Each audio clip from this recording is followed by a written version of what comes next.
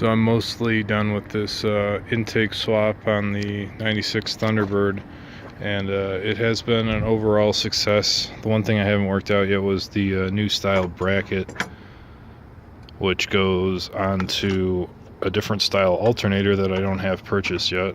The old bracket mounted in there into two different spots on the intake manifold, but none of that lines up anymore.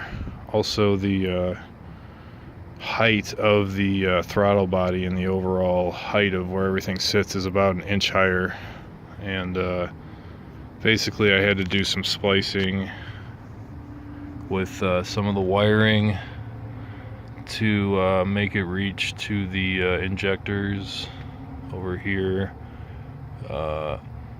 Also replaced a lot of the vacuum lines.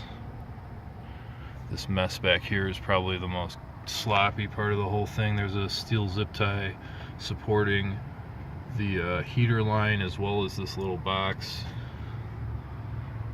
That's probably the sloppiest part of the whole thing. I didn't want to reinstall the bracket that was originally used because it was just, my hands are too big to fit in between the firewall and the back of the engine.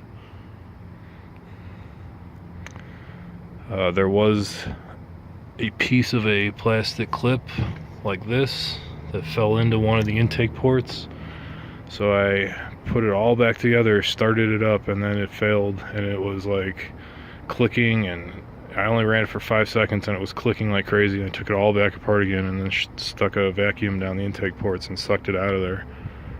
That was a big waste of about 4 hours of my life, but whatever. That's about it. It runs really good, it doesn't leak anything, so we will be driving this thing pretty regularly until something else breaks, and then I'll question if it should stay out of the junkyard again. I do love this car, but it is getting on in years. So 96 Thunderbird. Oh yeah, and also the power is noticeable a little bit. I'd say it's like 5 to 10% more horsepower. I did get it chirping when it shifted into second gear once or twice, which it normally doesn't do at this elevation. I'm at 5,500 feet, and it was kind of a sluggish V8 in general. I mean, it was quick back at sea level, but around here it barely would squeak a tire. I feel like it's a little bit improved now. And that heater line is working out really well. There was all this debate in my head if I should order a new steel line for the new style intake, and that was going to be a part from Ford, or I was going to have to pull it from a junkyard. But I just put, as my previous video showed, I just put some rubber hose in there, and I think that's actually a pretty good idea. That's all I got. See you next time.